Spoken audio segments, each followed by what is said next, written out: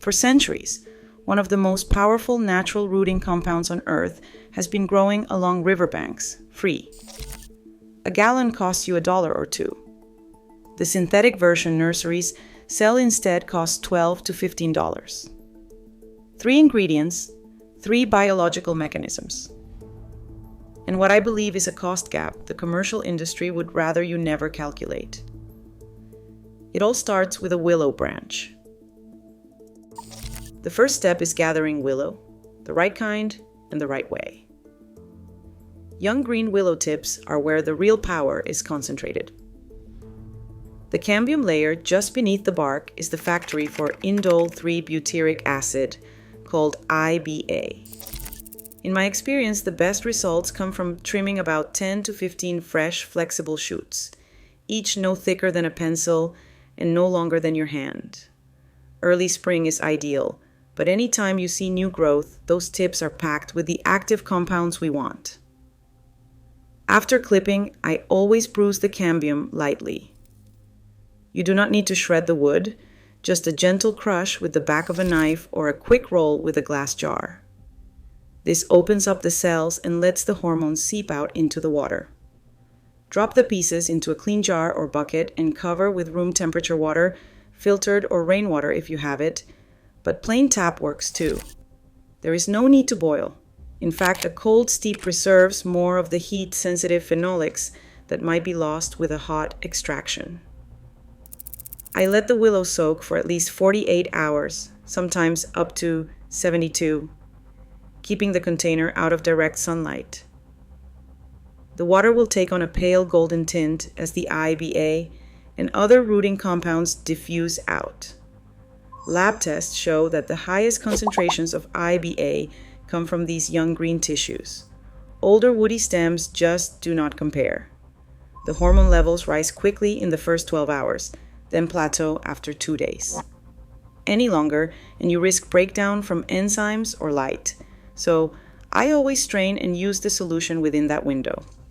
For me, the difference between a good batch and a weak one comes down to the freshness of the tips and the patience to wait out the full steep. Once strained, the willow water is ready, no additives, no preservatives, just a natural rooting cocktail that has been used for centuries. And while the exact IBA content can vary, this method reliably delivers the first ingredient in the triple soak protocol, straight from the branch to your seed tray. A gallon of homemade willow water costs about $1, maybe $2 if you count aspirin and peroxide. Compare that to a bottle of synthetic rooting hormone that costs $12 or $15 from the nursery aisle. On paper, the savings look obvious.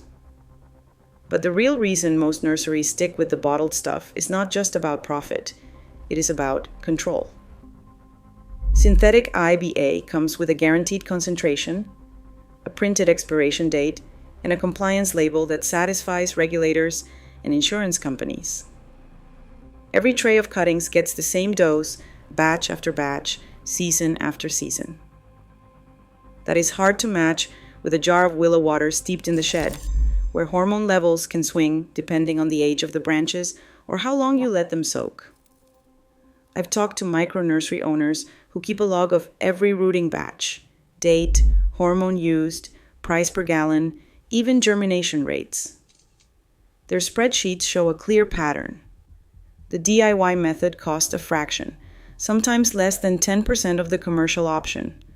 But when a crop failure means lost contracts or refunding customers, most small growers play it safe and reach for the synthetic. They are not just paying for oxen, they are buying predictability and a paper trail for inspections. Shelf life matters too. Commercial IBA keeps for up to 2 years in a cool, dark cabinet.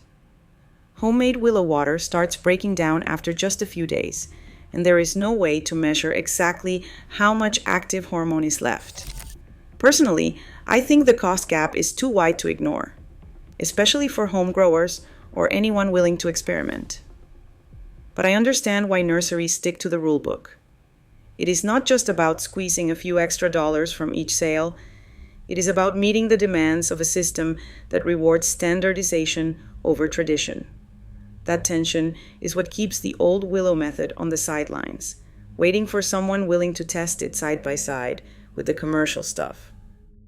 Hydrogen peroxide is the next ingredient in the mix, and it is the one that usually gets the most raised eyebrows. In the right dose, it acts as a wake-up call for seeds. Here is how it works. Seeds stay dormant thanks to abscisic acid, ABA, a hormone that keeps everything on pause until conditions are just right. When you add a small amount of peroxide to the soak, you are introducing reactive oxygen species, ROS. This mild oxidative burst tips the balance, breaking down ABA and nudging gibberellins, the hormones that drive germination, into action. That is when enzymes like alpha amylase kick in, breaking down stored starches and fueling the first push of the root. The magic window for hydrogen peroxide is narrow. Most trials use a 1 to 5 millimolar solution, about 1 to 2 tablespoons of 3% peroxide per gallon of water.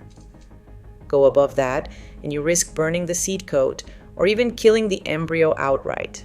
I always err on the low side, especially with delicate seeds. In one pea trial I ran, a 3 millimolar soak led to 75% germination within 24 hours, while plain water barely cracked 30%. The difference was night and day. But I have also seen what happens when someone doubles the dose, shriveled dead seeds in a tray that never sprouts.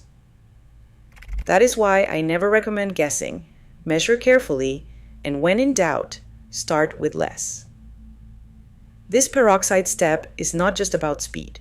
It is about flipping a biochemical switch at the perfect moment, setting the stage for the willow and aspirin to do their work. When everything lines up, a safe dose, a fresh batch, and seeds that are ready, you can see roots in a fraction of the usual time. But respect the chemistry. A little peroxide goes a long way. Edward Stone's experiment with willow bark in 1763 was the first Western record of a plant extract easing fever. That discovery set off a chain of events. First, the isolation of salicin from willow in 1828. Then, the chemical conversion to salicylic acid. And finally, the synthesis of acetyl salicylic acid, aspirin, in 1897. But the story did not end with human medicine. In plants, salicylic acid is more than a painkiller. It is a signal molecule, the trigger for a whole cascade called systemic acquired resistance. When a seed or seedling senses salicylic acid, it flips on defense genes called pathogenesis-related genes. These genes build up cell walls, produce antimicrobial compounds, and set up barriers against fungi and bacteria before they arrive. Tomato and barley trials show that a low dose, just 50 to 100 micromolar acetyl salicylic acid, or about one uncoated 325 milligram tablet per gallon, can activate these genes within 6 hours, making seedlings less vulnerable to soil-borne diseases like fusarium and verticillium wilt. The chemistry is simple. Dissolve aspirin in water and it slowly hydrolyzes back to salicylic acid, releasing the active form over the next day. That's why I always use plain, uncoated tablets. No added dyes or binders, just the core ingredient. Coated or time-release pills do not break down fast enough for this kind of soak. Too much aspirin, though, can stunt roots or even block germination. So I stick to the classic, 1 tablet per gallon, never more. I think it is the easiest way to give seeds a head start on defense, turning a cheap household medicine into a plant immune booster. To mix the triple priming soak, I always start with strained willow water as the base, about 1 gallon for every batch of seeds. Into that, I dissolve a single uncoated 325 milligram aspirin tablet. It is important to crush the tablet first, so it dissolves completely, because any coating or additives can slow the release and muddy the solution. Next comes hydrogen peroxide. I measure out 1 to 2 tablespoons of standard 3% peroxide per gallon, never more, Too much can burn the seed coat or stall germination, so I stick to the low end, especially with smaller or more delicate seeds. Once all three ingredients are mixed, give the solution a gentle stir and let it rest for a few minutes to settle any foam. Seeds go in for a 12 to 24-hour soak, no longer, or you risk softening the seed coat too much and inviting rot. I always keep the container loosely covered and out of direct sun to avoid temperature swings. If you are new to this, I recommend running a small test batch first. The right concentrations, 1 aspirin, a couple tablespoons of peroxide, and a fresh batch of willow water are key to getting the benefits without any risk of seed damage. Side-by-side trials tell the story better than any sales pitch. In trays soaked with the triple priming mix, root mass routinely triples compared to water-only controls. Pull up a seedling after a week and the difference is obvious. Roots branch deeper and spread wider, filling the cell with fine white hairs instead of a single taproot. Harvest numbers follow suit. Growers who've tracked their yields in spreadsheets, row by row, season after season, report up to 5 times the total fruit or pod count per plant. These are not just one-off anecdotes. I have seen the raw data. The best part? Anyone can test it. Print out a simple A/B chart, run a batch with and without the soak, and count the roots, the shoots, the harvest weight. If you are skeptical, I encourage you to try it yourself. Post your numbers, share your photos, and let's crowdsource the real answer. The protocol is public, and the results belong to everyone willing to measure. Right now, simple science is sitting in your backyard, waiting to change what you grow. As more gardeners compare results, I think the line between hidden tradition and open knowledge starts to blur. Sometimes, the best solutions aren't sold. They are shared. Tell me your experience in the comments.